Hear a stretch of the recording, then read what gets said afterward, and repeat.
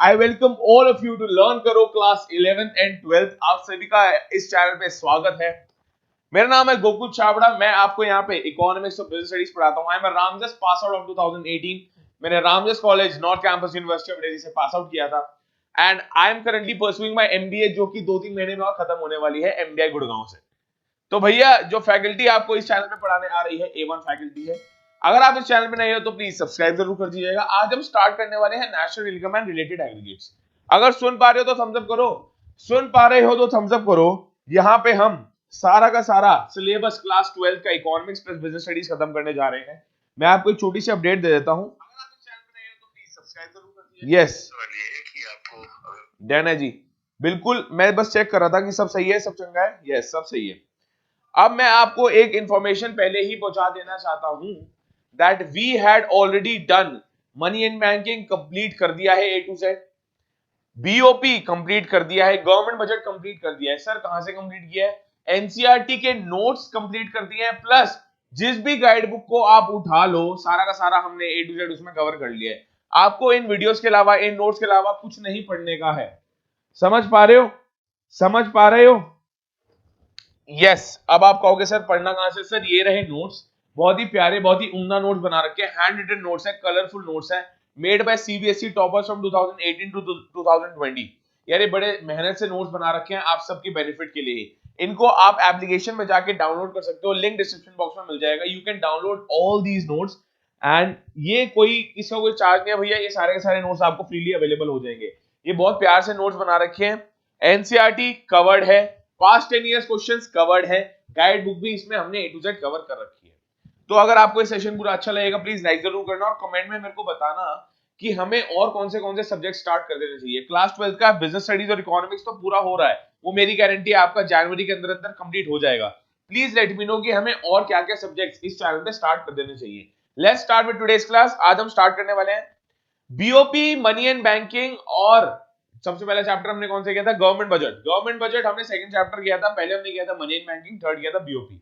इन तीनों का एक रिवीजन होने वाला है, एक टेस्ट होने वाला है आज शाम को 5 o'clock, 5 या 6 o'clock ऐसे कोई टेस्ट होगा। मैं आपको अभी शेड्यूल भेज दूंगा।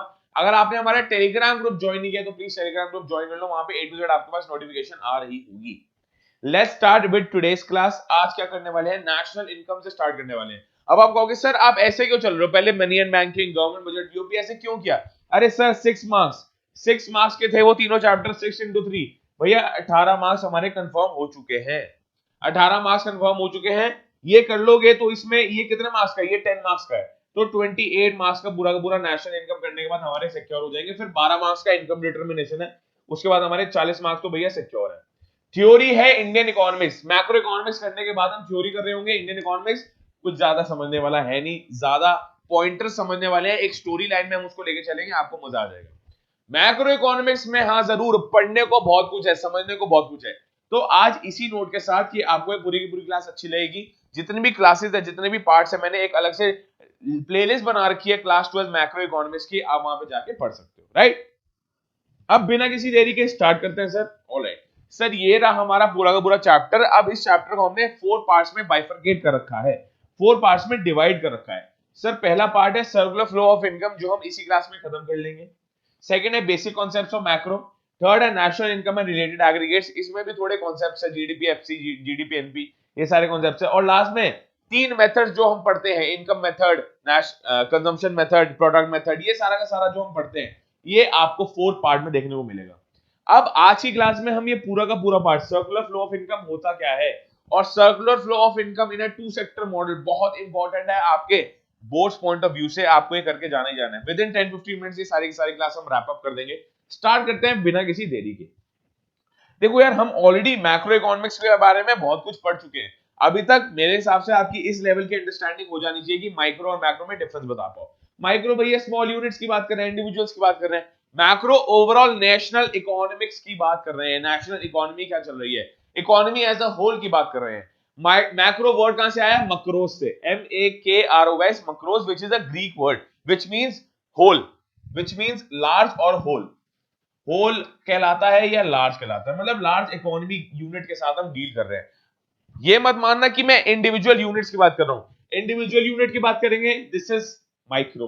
मल्टीपल इंडिविजुअल यूनिट्स जो एक मार्केट बनाती हैं, वो भी एक एक्सटेंट तक मार्केट की मार्केट जब आ गया ना वर्ड, वो एक एक्सटेंट तक हम बोल सकते हैं कि यार वो भी माइक्रो इकोनॉमिक्स का ही पार्ट है। बट जब मल्टीपल मार्केट्स, ऐसे मल्टीपल मार्केट्स मिल जाती है भैया, वो पूरी की पूरी इकोनॉमी बनाती है, उसको हम बोलने वाले हैं मैक्रो इकोनॉमिक्स। राइट, सही है। अब हम आगे बढ़ने वाले हैं definition of macro economics. Official definition है ये, आपको प्लीज लर्न करके जानिए और इसको समझ लो। It deals with the functioning of the economic system of as a whole. Economic system of a country बोल सकते हो, या economic system as a whole. हम नेशनल डिफ्लेशन की बात करने वाले हैं, इन्फ्लेशन की बात करने वाले हैं, मनी एंड बैंकिंग, कैसे हमारे देश में पैसा जनरेट कैसे होता है उसके बारे में बात करने वाले हैं, इनकम कैसे जनरेट होगी, एम्प्लॉयमेंट कैसे जनरेट होगी, गवर्नमेंट बजट कैसे बनाती है अपना, हमारा बैलेंस ऑफ पेमेंट क्या होता है, ये सारे के सारे किसके अंडर आते हैं? Macro economics. आपके आपके चैप्टर के नाम ही है यार, समझ रहे हो? अब स्कोप ऑफ मैक्रो, फिर यार यही नेशनल इनकम, यार ये आज हम पढ़ने वाले हैं, ये पूरा का पूरा करंट हमारा चैप्टर है। मनी बैंक हमारा चैप्टर 2 है, जो हम ऑलरेडी खत्म कर चुके हैं इस चैनल पे। जनरल प्राइस लेवल, इसको बोलते हैं इन्फ्लेशन डिफ्लेशन, इसको बोलते हैं जनरल प्राइस प्राइस लेवल पे। आपके कोई भी पूछे ना जनरल प्राइस लेवल क्या होता है, you only answer to them that it is related to inflation और डिफ्लेशन। गवर्नमेंट बजट एक और चैप्टर है जो हम कंप्लीट कर चुके हैं। सिमिलरली इंटरनेशनल ट्रेड मतलब बीओपी। अरे हमारा देश दूसरे देश से इंपोर्ट एक्सपोर्ट कर रहा है, गुड्स एंड सर्विसेज के इंपोर्ट एक्सपोर्ट कर रहा है, वो किस में आएगा? बीओपी स्लैश इंटरनेशनल ट्रेड पे। और लास्ट में थ्योरी ऑफ इकोनॉमिक ग्रोथ, वो आता है income determination and employment. Income determination and employment जो आपका मैक्रो इकोनॉमिक्स के हिसाब से चैप्टर 3 है। स्टार्ट करें? ठीक है जी। अभी तक ये जिस थी कि हम ये पढ़ रहे हैं मैक्रो इकोनॉमिक्स के परव्यू में, ये आते हैं। नेक्स्ट मूव ऑन कर रहे हैं। Sir what are the 4 sectors of economics? बहुत इंपॉर्टेंट है। देखो यार, ये सारा का सारा क्रक्स है। अगर इनको तुमने समझ लिया तो आगे का जो चैप्टर है बहुत आसान हो जाएगा। बट अगर इसमें रल गए, डेफिनेशन में रल गए कि भाई डेफिनेशन नहीं समझ आ रही, अरे यार इसको छोड़, ये इंपॉर्टेंट नहीं, इसको छोड़ देते हैं, नेक्स्ट पढ़ते हैं, समझ नहीं आएगा। क्योंकि ये जितने वर्ड्स है ना, ये सारे के सारे वर्ड्स आपको आगे आने वाले क्वेश्चन में दिख रहे होंगे। हाउस होल्ड क्या है? अरे हाउस होल्ड बेसिकली वो होते हैं consumers of goods and services. इसको ज्यादा मत पढ़ो, consumers of goods and services, ठीक है। They are the owners of factors of production and provide services to the producer sector. अब ये पढ़ते हैं कि सेकंड लाइन का मतलब क्या है। अभी आप ये समझो कि हमारे हाउस होल्ड्स हैं कंज्यूमर्स, और प्रोड्यूसर तो बोल ही रहा है कि जो प्रोड्यूस कर रहे हैं, they include all the producing units in the economy. Producing sector में सारे के सारे जितनी हमारी फैक्ट्रीज है, जितने भी हमारे प्रोड्यूसर यूनिट्स है, वो आ रहे होंगे। They hire factors of production from the household and sell goods and services to them. अरे बहुत बढ़िया। आगे मूव ऑन करने से पहले हाउस होल्ड और प्रोड्यूसर के बारे में एक छोटा सा चार्ट पढ़ो भैया। मैं प्रोड्यूसर हूं। मैंने एक इंडिविजुअल की बात कर लेते हैं। इंडिविजुअल को ही हम ले लेंगे कि हाँ, एक इंडिविजुअल जब ऐसे करता है तो हम हाइपोथेटिकल स्टेटमेंट लेते हैं, असम्पशन लेते हैं कि सारे इंडिविजुअल्स भी। मैक्रो इकोनॉमिक्स में क्या होता है, इकोनॉमिक्स में होता क्या है, एक एग्जांपल लेते हो, उसको जनरलाइज करके बोल देते हो। मैंने एक फैक्ट्री खोली, तो तुम्हें क्या लगता है, मेरे को, मैं प्रोड्यूसर हूं, ठीक है, मैंने फैक्ट्री खोली, मैं प्रोड्यूसर हूं। अरे यार तुम्हें क्या लगता है कि मैं थोड़ा ना सारा का सारा गुड्स प्रोड्यूस कर रहा हूँ? एक फैक्ट्री को चलाने के लिए बहुत ज्यादा आदमी चाहिए। अब तुम कहोगे नहीं, कैपिटल इंटेंसिव में तो नहीं चाहिए। कैपिटल इंटेंसिव में क्या करो, तुम स्मार्ट हो, तुम इकोनॉमिक्स वाले हो भाई, तुम कहोगे कैपिटल इंटेंसिव लगाओ ना, अपनी फैक्ट्री को कैपिटल इंटेंसिव बनाओ, उसमें मशीन्स खरीदो, इन्वेस्टमेंट करो मशीन्स में, लेबर में इन्वेस्ट मत करो। अरे भैया तब भी 5-10 बंदे तो चाहिए फैक्ट्री को चलाने के लिए। जितना बड़ा यूनिट उतनी ज्यादा लेबर रिक्वायर्ड, भले ही वो कैपिटल इंटेंसिव इंडस्ट्री हो, कैपिटल इंटेंसिव फैक्ट्री हो, बट ज्यादा से ज्यादा लेबर हमें चाहिए होगी। तो वो लेबर कहां से आ रही है? सर वो लेबर आ रही है हाउस होल्ड से। लेबर आ रही है हाउस होल्ड से। वो जो लेबर है वो आती है आपके हाउस होल्ड से। लेबर प्रोवाइड करता है हाउस होल्ड प्रोड्यूसर को। प्रोड्यूसर उनको क्या देता है इन रिटर्न? उनको देता है पेमेंट कि हाँ सर आपने मेरे को लेबर दिया ना, उन्होंने लेबर दी, उनको प्रोड्यूसर ने इन रिटर्न उनको क्या दिया? पैसे दिए कि भाई तुमने मेरे यहां काम किया, ये लो सैलरी। अब जो प्रोड्यूसर ने बनाया the goods that producer made, वो किसको बेच रहा होगा at the end of the day? अरे यार वो हाउस होल्ड को ही तो बेच रहा होगा। देखो प्रोड्यूसर खुद भी थोड़ा गुड्स लेके जा सकता है घर पे, बट उसका फाइनल कस्टमर तो हाउस होल्ड है ना। फाइनल कंज्यूम कौन कर रहे हैं उसके गुड्स एंड सर्विसेज? वो एक बिजनेस कर ही क्यों रहा है? ताकि हाउस होल्ड उसका गुड्स परचेज करे। तो समझ रहे हो, हाउस होल्ड हमारे फैक्टर्स ऑफ प्रोडक्शन प्रोवाइड कराते हैं। अब आप कहोगे सर ये तो क्या बोल दिया आपने, ये तो लेबर बोल रहे थे आप, फैक्टर्स ऑफ प्रोडक्शन क्या होता है? देखो, they are the owners of factors of production. Factors of production हमारे 4 होते हैं। फैक्टर्स ऑफ प्रोडक्शन हमारे 4 होते हैं। लैंड, लेबर, को बहुत लोग बोलते हैं कि सिर्फ 3 होते हैं, नहीं, तुम कहोगे नहीं 3 नहीं होते, 4 होते हैं। Land, labour, capital, entrepreneurship. इसका बहुत आराम से मीनिंग समझाता हूं मैं, तुम्हें समझ आएगा। सर, लैंड, कोई फैक्ट्री तुम्हें सेटअप करनी है, तुम्हें लैंड चाहिए, या तो तुम रेंट पे ले रहे होगे या लीज पे ले रहे होगे या लैंड को खरीद लोगे। लेबर, जो उस फैक्ट्री में काम करेगी, यहां पे जो हमने एग्जांपल लिया था। कैपिटल, भैया रोकड़ा, पैसा कहां से आएगा, पैसा या तो बैंक से लोन लोगे या खुद का पैसा इन्वेस्ट करोगे, तो कैपिटल भी एक फैक्टर ऑफ प्रोडक्शन है। फैक्टर ऑफ प्रोडक्शन मतलब जो चीजें प्रोडक्शन को फैसिलिटेट कर रही है, प्रोडक्शन हो किसकी वजह से रही है, इन 4 की वजह से। ये 4 बेसिकली इनपुट है जिसकी वजह से कोई ना कोई आउटपुट प्रोड्यूस हो रहा है।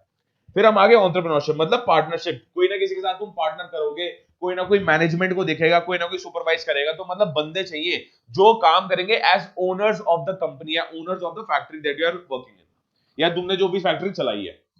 तो ये फैक्टर्स ऑफ प्रोडक्शन हो गए। ये प्रोड्यूस कौन, ये प्रोवाइड कौन करता है, पहली बात तो फैक्टर्स ऑफ प्रोडक्शन चाहिए किसको, भैया प्रोड्यूसर को चाहिए।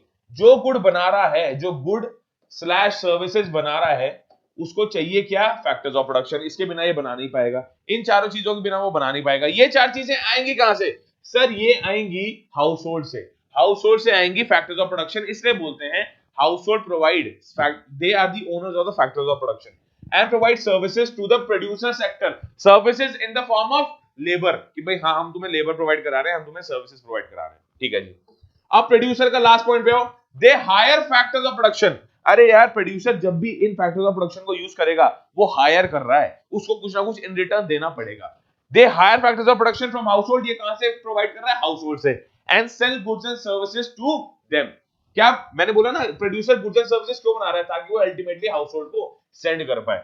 रियलिटी में तुमने circular flow in economy 2 sector model पढ़ लिया है, जो मैंने समझाया यही है, पर इसको हम दोबारा डिटेल में पढ़ेंगे। अभी तुम्हें बस मैं क्रक्स समझा रहा हूं कि भैया एक छोटा सा रिकैप लेते हैं, 1 मिनट में रिकैप खत्म करेंगे। हाउस होल्ड ने प्रोड्यूसर को क्या प्रोवाइड किया, factors of production. Factors of production, house hold है कौन, कंज्यूमर्स हैं, फैक्टर्स ऑफ प्रोडक्शन प्रोवाइड किया, और इन रिटर्न उनको क्या मिला, उनको मिला वेजेस या सैलरीज, ये सब मिला। प्रोड्यूसर को क्या चाहिए, फैक्टर्स ऑफ प्रोडक्शन।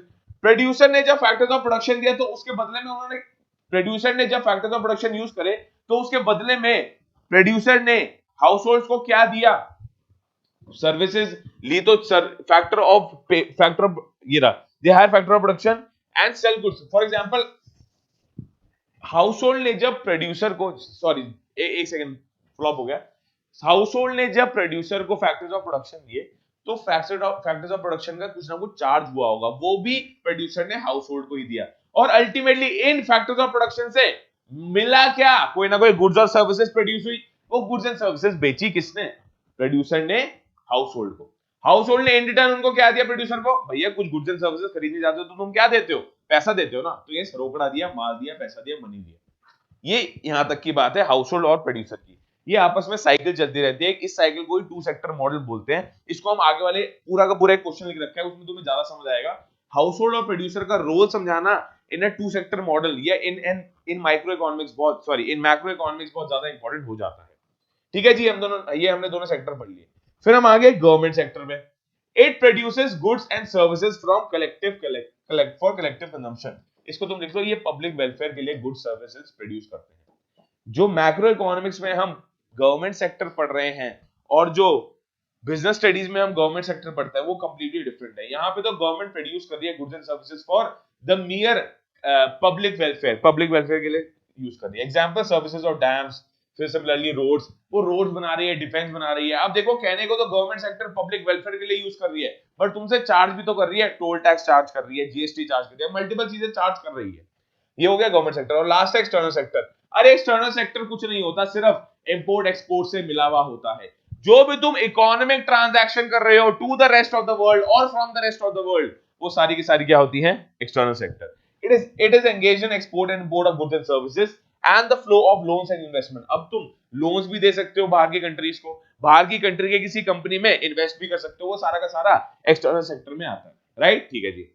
अब हम आते हैं and use classification of goods. यार ये 4 तरह के होते हैं, समझ लो। सबसे पहले होता है फाइनल गुड, इसको तुम लिख सकते हो कंज्यूमर कंज्यूम्स। फाइनल गुड एक लेदर का जूता है, ध्यान से समझना। फाइनल गुड एक लेदर का शू है, इंटरमीडिएट गुड क्या है? लेदर। अरे लेदर से ही तो फाइनल गुड बना है। लेदर को प्रोसेस किया गया, लेदर को प्रोसेस किया गया। किसने प्रोसेस किया होगा? प्रोड्यूसर ने। प्रोड्यूसर ने लेदर के ऊपर कुछ कारीगरी करी, कुछ उसे शेप दिया और एक जूता बना दिया। इस केस में जो लेदर है वो है हमारा intermediate good which is used by producer. फिर आता है consumer good which is directly consumed by consumer. For example KitKat, तुम लिख सकते हो किटकैट का एग्जांपल भैया, KitKat chocolates, they are known as consumer goods. और लास्ट में आ गया कैपिटल गुड्स, जिसको तुम लिख सकते हो they are again used by producers, इसको लिख सकते हो तुम मशीनरी।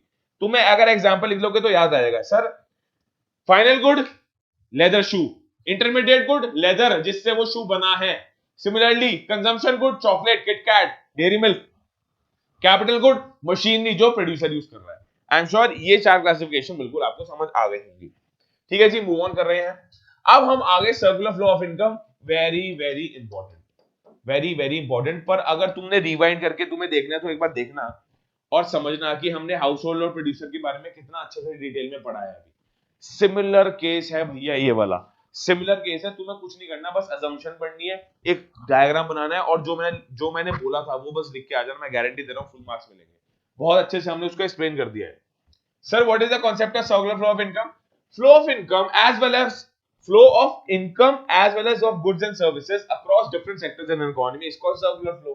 अरे एक इकोनॉमी में डिफरेंट सेक्टर्स होते हैं, हमने 4 सेक्टर पढ़ लिए हैं। हाउस होल्ड, देखो देख लो एक बार, हमने 4 सेक्टर पढ़ लिए हैं। सर 4 सेक्टर कौन से होते हैं? What are the 4 sectors of economics? हमने पढ़ लिए sir, household, producer, government and external factors. External factors सही है।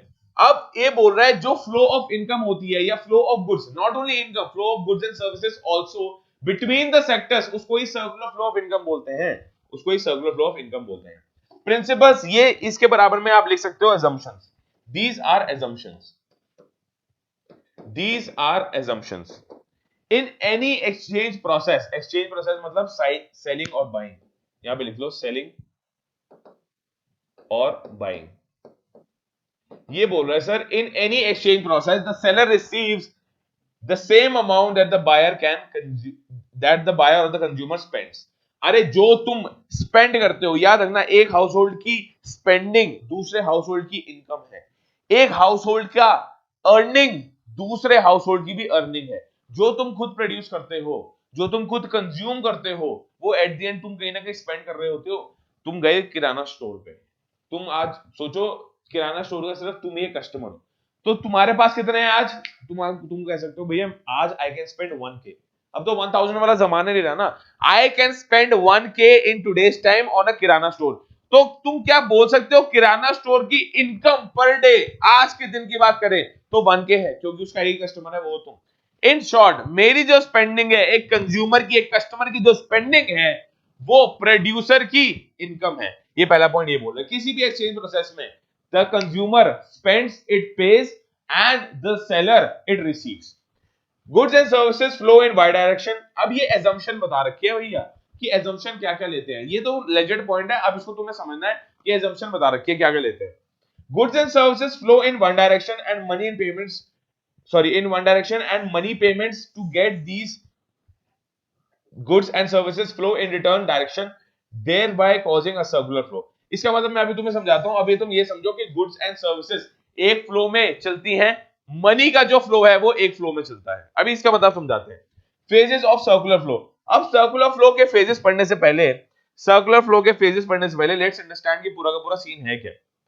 सर ये देख लो, ये है सर्कुलर फ्लो ऑफ इनकम। पहले हम ये पढ़ेंगे, उसके बाद समझेंगे कि इनकम क्या है, प्रोडक्शन क्या है, मैं एक्सपेंडिचर क्या है। उससे पहले एक बार इसको पढ़ ले तो समझ आएगा कि भाई प्रोडक्शन क्या है। कोई चीज अगर प्रोड्यूस हो रही है तभी तो आगे बिकेगी, तो फर्स्ट स्टेज हमेशा प्रोडक्शन होता है। In this phase firms produce goods and services with the help of factor services. बताया ना, with the help of factor services और with the help of factors of production, बात एक ही है। अरे यार फॉर एग्जांपल तुम गए किसी कंसल्टेंट के पास, उसने कहा कोई बात नहीं आइए सर बैठिए, मैं आपको कंसल्टेंसी दूंगा, मैं आपको करियर गाइडेंस दूंगा। तो क्या तुम बोल सकते हो तुमने उससे कुछ तो खरीदा ही नहीं? अरे नहीं, तुमने उससे गुड्स नहीं खरीदे बट तुम उससे सर्विसेज तो ले रहे हो। मैं अपनी सर्विसेज तुम्हें दे रहा हूं, अभी पढ़ा के रियलिटी में मैं तुम्हें अपनी सर्विसेज दे रहा हूं। तो ये क्या बोल रहा है, firm produces goods and services. जो प्रोड्यूसर होता है वो गुड्स एंड सर्विसेज प्रोड्यूस करता है विद द हेल्प, यहां पे फर्म्स का मतलब है प्रोड्यूसर्स, यहां पे फर्म्स मतलब प्रोड्यूसर सेक्टर है जो हमने पढ़ा अभी। फर्म मतलब प्रोड्यूसर सेक्टर है। Firm produces goods and services with the help of factor services. Factor services और factor of production almost similar बात है, सिमिलर बात है बिल्कुल। फैक्टर सर्विसेज और factor of production it is one and only. ठीक है जी। सेकंड है इनकम। अब this phase includes the flow of factor income from firm to households. अब इनकम कहां जाएगी? प्रोड्यूसर के पास जाएगी। इनकम जाएगी प्रोड्यूसर के पास। प्रोड्यूसर ने जो गुड्स एंड सर्विसेज प्रोड्यूस कर रखे हैं वो किसको बेचेगा? सर वो बेचेगा हाउसहोल्ड्स को। हाउसहोल्ड्स अपनी इनकम कहां स्पेंड करेंगे? अपनी इनकम कहां स्पेंड करेंगे? प्रोड्यूसर के गुड्स एंड सर्विसेज परचेज करने में। इसका मतलब ये है। और लास्ट में एक्सपेंडिचर। वाह जी वाह। इन this phase income received by the factors of production is spent on the goods and services produced by the firm. बहुत बढ़िया। एक्सपेंडिचर का मतलब क्या है? प्रोड्यूसर ने जो हाउसहोल्ड से factors of production, land, labour, capital and entrepreneurship bye किया था, परचेज किया था, उसका उसने कुछ ना कुछ उनको भरमार दिया होगा, कुछ ना कुछ एक्सपेंडिचर इनकर किया होगा। वो सेम एक्सपेंडिचर जो हाउसहोल्ड के पास गया वो दोबारा हाउसहोल्ड प्रोड्यूसर के पास आते हैं और कहते हैं ओके मेरे को इससे आप अपना गुड्स दे दो। अभी थोड़ी सी कंफ्यूजिंग लग सकती है बात, इसको बट आगे मूव ऑन करेंगे तुम्हें बेटर समझ आएगा। इसको ही बोलते हैं जो हमने पीछे 3 पेजेस पढ़े हैं।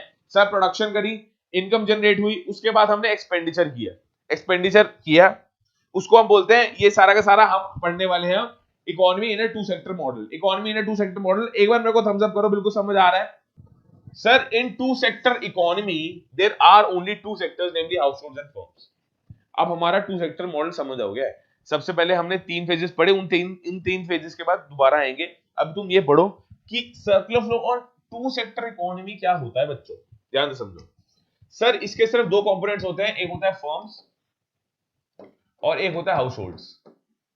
एक है फर्म्स और एक होता है हाउसहोल्ड्स। फर्म्स हमारे कौन है? प्रोड्यूसर।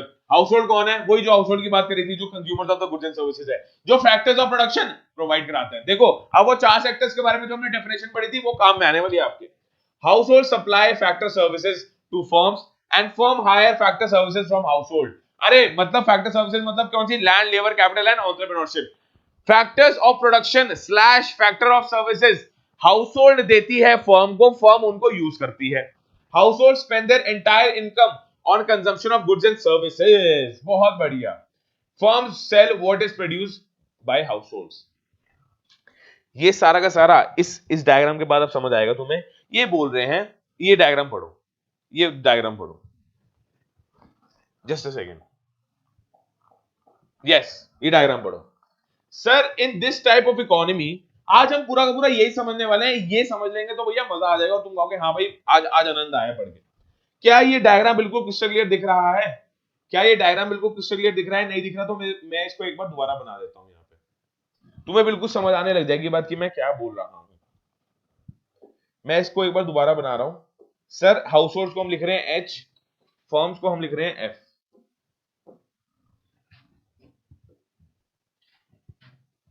अब मेरे साथ ड्रॉ करना, इसको 2 ऐसे बनाना, 2 ऐसे बनाना।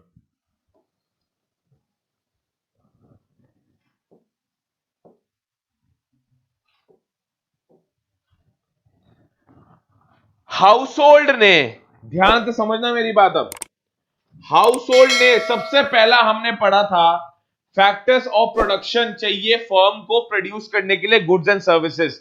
पहली बात तो जब भी हम इकोनॉमिक्स में ट्रांजैक्शन की बात कर रहे हैं, गुड्स एंड सर्विसेज का लेन देन हो रहा है, गुड्स एंड सर्विसेज का लेन देन हो रहा है।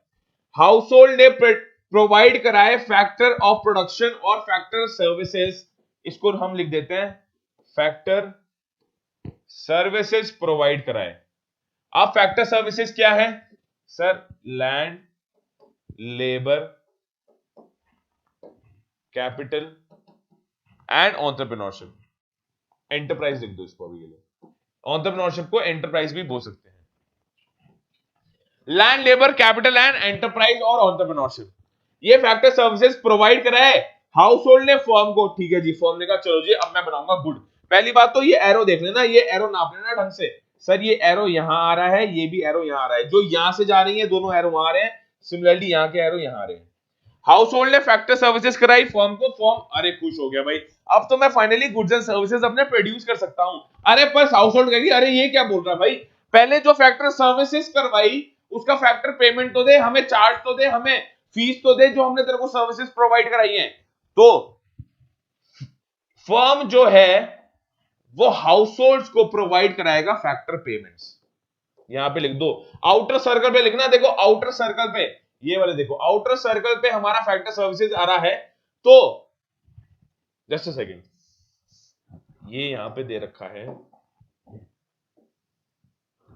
आउटर सर्कल पे हमें दे रखा है फैक्टर सर्विसेज और दे रखा है इनर सर्कल पे, ठीक है, फैक्टर पेमेंट्स। ठीक है, इसको हम लिखते हैं सर, यहां पे फैक्टर पेमेंट्स हमें मिल रही है। ध्यान से समझना, बिल्कुल क्रिस्टल क्लियर हो जाएगा, अब तो तुम्हें मजा आ जाएगा। फैक्टर सर्विसेज हाउस होल्ड ने प्रोवाइड कराई फर्म को, फर्म ने प्रोवाइड कराया फैक्टर पेमेंट्स। फैक्टर पेमेंट क्या होता है सर? फैक्टर पेमेंट होता है लैंड की वजह से मिलता है रेंट, लेबर की वजह से मिलता है वेजेस और सैलरीज, कैपिटल की उसमें मिलता है प्रॉफिट, कैपिटल की उसमें मिलता है इंटरेस्ट, कि भाई तुमने लोन उठाया होगा तो कैपिटल तुम इंटरेस्ट दे रहे होगे ना, और लास्ट में इंटरप्राइज और एंटरप्रेन्योर को क्या मिलता है? प्रॉफिट। फैक्टर पेमेंट होते हैं rent, wages, interest and profit, और फैक्टर सर्विसेज होते हैं लैंड, लेबर, कैपिटल, एंटरप्राइज। ये तुम मैप करना सर। लैंड, अगर तुम कहीं पे लैंड खरीदते हो तो तुम्हें या तो रेंट देना पड़ता है या कुछ ना कुछ लीज पे लोगे तो रेंट आ गया। सिमिलरली लेबर को तुम वेजेस या सैलरी देते हो, वेजेस आ गया। कैपिटल को अगर तुम लोन उठाते हो तो तुम क्या दे रहे होते हो? इंटरेस्ट। सिमिलरली एंटरप्राइज पे प्रॉफिट्स। अब सर यहां पे बन गई, अरे मजा आ गया सर, अब हाउस होल्ड भी कुछ है, फर्म भी कुछ है, बट फर्म्स अभी पूरा कुछ नहीं है। फर्म कहेगा अरे मेरे को इन फैक्टर ऑफ प्रोडक्शन का, मैंने तुम्हें फैक्टर सर्विसेज भी दे, मैंने फैक्टर ऑफ प्रोडक्शन तुमसे हायर भी कर लिया, फैक्टर पेमेंट भी दे दिया, पर यार मैं उन factor of payment, factor services का, फैक्टर ऑफ प्रोडक्शन का करूं क्या? मैं तो गुड्स एंड सर्विसेज प्रोड्यूस करूंगा ना। तो भैया फर्म कहेगा मैंने गुड्स एंड सर्विसेज प्रोड्यूस कर ली, अब वो किसको बेचेगा? अब वो यहां से एरो आ रहा है, हाउस होल्ड को बेचेगा गुड्स एंड सर्विसेज। अब वो हाउस होल्ड को बेचेगा गुड्स एंड सर्विसेज। जब वो हाउस होल्ड को गुड्स एंड सर्विसेज बेचेगा तो भैया हाउस होल्ड का भी तो हक है, जब गुड्स एंड सर्विसेज खरीद नहीं है तो उनको क्या देना पड़ेगा? उनको देना पड़ेगा कंजम्पशन एक्सपेंडिचर, उनको देना पड़ेगा consumption expenditure for buying goods and services. For buying, मैं बस लिख देता हूं फॉर बाइंग, तुम्हें समझ आना चाहिए। अब मेरे ख्याल से बिल्कुल सिस्टम में क्लियर है, यही टू सेक्टर मॉडल कहलाता है। घबराने की बात नहीं है, बिल्कुल अच्छे पॉइंट में हमने पढ़ा है इसको, यही टू सेक्टर मॉडल कहलाता है। भैया एक्सप्लेन करना शुरू करो। सबसे पहले हम इस एरो से स्टार्ट होंगे। Factor services the house hold ने फर्म को चाहिए क्योंकि इसको प्रोडक्शन करनी है। इन रिटर्न फर्म ने फैक्टर पेमेंट करी हाउस होल्ड को। भाई हाँ, दोनों खुश हो गए, बट फर्म पूरा खुश नहीं हुआ। फर्म को तो गुड्स एंड सर्विसेज प्रोड्यूस करनी है। फर्म ने गुड्स एंड सर्विसेज प्रोड्यूस करी, गुड्स एंड सर्विसेज किसको दी? भैया हाउस होल्ड को। हाउस होल्ड ने इन रिटर्न कंजम्पशन एक्सपेंडिचर, मतलब पैसे, रोकड़ा दिया, माल दिया for buying goods and services. ये पूरा का पूरा टू सेक्टर मॉडल है। हम इन शॉर्ट ये बोलते हैं, जो हाउस होल्ड से सर्विसेज जा रही हैं उसका पेमेंट मिल रहा है फर्म से हाउस होल्ड्स को।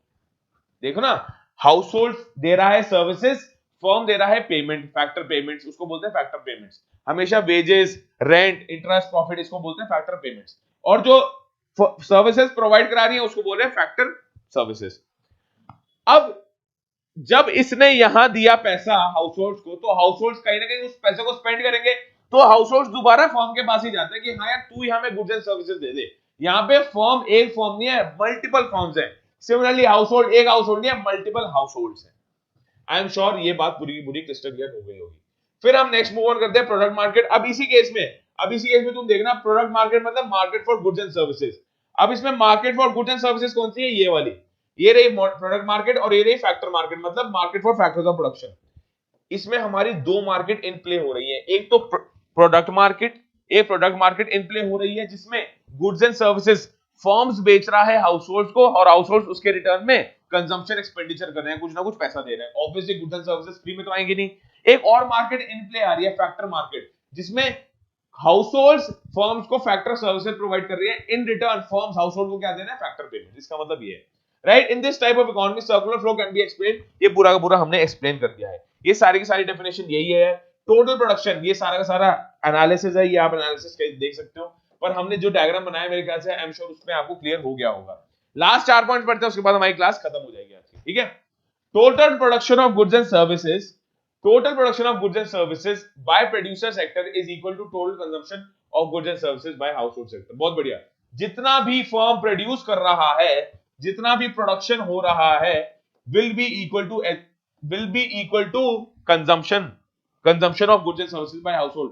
ये मतलब बोल रहा है, ऐसा होता है ना बहुत दुकान में, भैया आज कुछ माल बना पर बिका नहीं, पर हम इसमें सर्कुलर फ्लो में ये मान के चलते हैं जितना भी हाउसहोल्ड्स प्रोड्यूस जितना भी फर्म्स प्रोड्यूस कर रहे हैं उतना हाउसहोल्ड्स इनडायरेक्टली परचेज कर रहे हैं, परचेज कर ही रहे हैं। इजी, जिसका एक और मीनिंग तो बोल सकते हो, production will always be equal to consumption. बिल्कुल जी, ठीक है। Factor payments by a firm is equal to factor income. ये देखो सारा का सारा यही बोल रहा है ये, सर गुड्स एंड सर्विसेज जितनी प्रोड्यूस हुई सारे के सारे बेच दी, और factor services is equal to factor payments. देखो जी sir, factor payments will always be equal to factor income. इसका मतलब क्या भैया? इसका मतलब ये है फैक्टर पेमेंट्स, जो भी फर्म ने पेमेंट करी है, ध्यान से सुनो, जो भी फर्म ने पेमेंट करी है हाउसहोल्ड्स को in return of factor services, उसको बोलेंगे फैक्टर पेमेंट। जो पेमेंट करी है वो सारा का सारा हाउसहोल्ड्स कमा के वापस फर्म के ऊपर ही स्पेंड कर देता है उनके गुड्स एंड सर्विसेज परचेज करने के लिए। जो फैक्टर सर्विसेज जब हाउसहोल्ड ने फर्म्स को दी, थोड़ा सा कंफ्यूजिंग लग सकता है बट इसको बार बार सुनते रहना। फैक्टर सर्विसेज जो हाउसहोल्ड ने फर्म को दी, उसके रिटर्न में हाउसहोल्ड को क्या मिला? Factor payments. इन शॉर्ट उनकी वो इनकम भी हो गई। Factor payment from the point of view of क्या है? फर्म है कि मैं तुम्हें पेमेंट कर रहा हूं, मैं ये थोड़ा बोलता हूं पेमेंट रिसीव कर रहा हूं, मैं तो ये बोलता हूं ये मेरी इनकम है, तो फैक्टर इनकम। ये बोल रहा है फैक्टर पेमेंट मतलब फर्म के साइड से जो फैक्टर पेमेंट हो रही है वो सारा का सारा फैक्टर इनकम है ऑफ हाउसहोल्ड्स। ठीक है जी। Consumption expenditure of household is always equal to the income of the household. जितना भी, इसका मतलब ये जितना भी इनकम स्पेंड कर रहा है, जितना भी इनकम अर्न कर रही है हाउसहोल्ड, हाउसहोल्ड भी तो इनकम अर्न कर रही है ना इन फॉर्म ऑफ फैक्टर। बताया तो, फैक्टर पेमेंट्स जब मिल रही है फर्म की तरफ से हाउसहोल्ड को, तो हाउसहोल्ड क्या अर्न कर रही है? इनकम अर्न कर रही है। जितना वो इनकम कर रही है वो सारा का सारा कंज्यूम कर रही है। इसको बोलते हैं consumption expenditure will always be equal to income of the household. और last, real flow of production and consumption of goods and services of firms and households is always equal to money flow of income and expenditure of firms and households। इसके बारे में हम तब पढ़ेंगे जब हमें real flow और money flow के बारे में पता लगना लग जाएगा। रियल फ्लो होता है गुड्स एंड सर्विसेज का फ्लो, गुड्स एंड सर्विसेज का flow. Real flow is always goods and services का flow. Money flow is always, वो तो बोल ही दिया भाई, मनी का जो फ्लो हो रहा है। मनी कहां फ्लो कर रही है? गुड्स कहां फ्लो कर रहे हैं, सर्विसेज कहां फ्लो कर रही है, और मनी कैसे फ्लो कर रही है? जो गुड्स और सर्विसेज का फ्लो है वो यार प्रोडक्शन और consumption of firms and household का हमेशा मनी के फ्लो के इक्वल है। इसका मतलब गुड्स एंड सर्विसेज जितनी भी प्रोड्यूस हो रही है सारी की सारी कंज्यूम हो रही है। गुड्स एंड सर्विसेज जितनी भी प्रोड्यूस हो रही है उसका जो कॉस्ट आया वो कॉस्ट कौन भर रहा है? हाउसहोल्ड भर रहा है। इसमें कोई प्रॉफिट मार्जिन नहीं है, इसमें कोई प्रॉफिट मार्जिन नहीं है। इसका मतलब यह है अगर मैंने अगर प्रोड्यूसर ने गुड्स एंड सर्विसेज बनाई 500 की, तो हम ये मान के चलते हैं भैया हाउसहोल्ड ने भी 500 रुपए का ही वो गुड्स एंड सर्विसेज खरीद ली, ये बोलते हैं। इसलिए एक सर्कुलर फ्लो ऑफ इनकम में या सर्कुलर फ्लो ऑफ इकोनॉमी में पैसा घूमता रहता है, पैसा बढ़ता नहीं, पैसा सिर्फ घूमता रहता है। याद रखना इस बात को।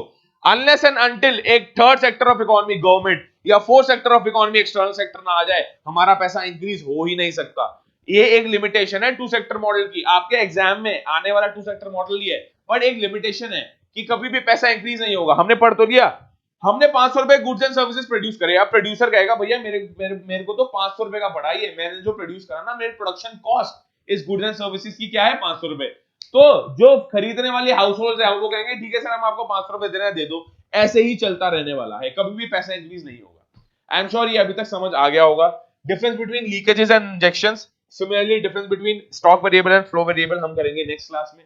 आज के लिए थोड़ा ज्यादा हो गया, हैवी हो गया, मेरे को पता है, क्योंकि सर्कुलर फ्लो ऑफ इनकम जानना आपके लिए बहुत ज्यादा जरूरी था। Thank you so much everyone for joining in.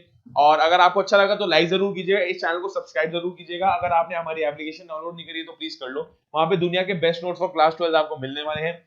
सारे के सारे क्लासेस नोटिफिकेशन आपको वहां मिल जाएंगे। ऑल्सो यार सारे के सारे लाइव क्विजेस आप हमारी एप्लीकेशन पे देख सकते हो। All video lectures in one place. अब सर हमारा नेशनल इनकम स्टार्ट हो गया है, बट इससे पहले हम 3 चैप्टर्स खत्म करके आ चुके हैं। तो कभी कभी ऐसा होता है भैया यूट्यूब पे मन नहीं करा पढ़ने का, यूट्यूब पे तो हम चिल करने आ रहे हैं, घबराने की बात नहीं है। सारा का सारा लर्न करो तो लाइव लर्निंग ऐप पे वहां पे जाओ, आप लिंक डिस्क्रिप्शन बॉक्स में आप जाओ, अपना नंबर रजिस्टर करो, उसमें आप एंटर हो जाओगे। वहां पे A to Z आपको सारे के सारे वीडियो लेक्चर्स मिल जाएंगे। वहां पे आप जाके बोर्ड, जब आपके बोर्ड्स आ रहे हो, सारा का सारा वहां से पढ़ लेना। कोई प्रमोशन नहीं आएगा, कोई ऐड नहीं आएगा, सारा का सारा वहां पे आपको मिल जाएगा। ऑल्सो यार, अगर आपने टेलीग्राम ग्रुप हमारा ज्वाइन नहीं किया तो प्लीज आप कर लेना। क्लास 12 कॉमर्स का टेलीग्राम ग्रुप अलग है, ह्यूमैनिटीज के भी कोर्सेज इस वाले चैनल पे चलते हैं। लर्न करो class 11 and 12 totally focuses on commerce and humanities students. तो कॉमर्स वालों का, जो भी कॉमर्स के बच्चे देख रहे हैं वो कर सकते हैं, ह्यूमैनिटीज वाले बच्चे भी कर सकते हैं। Thank you so much everyone for joining in. बहुत रही अच्छी रही class. Circular flow of income के बारे में कोई भी डाउट है मेरे को डिस्क्रिप्शन बॉक्स में लिख देना या कमेंट सेक्शन में डाल देना, चैट में डाल देना, कोई इसको अगर एप्लीकेशन पे देख रहा है तो। Thank you so much, have a great day, bye bye.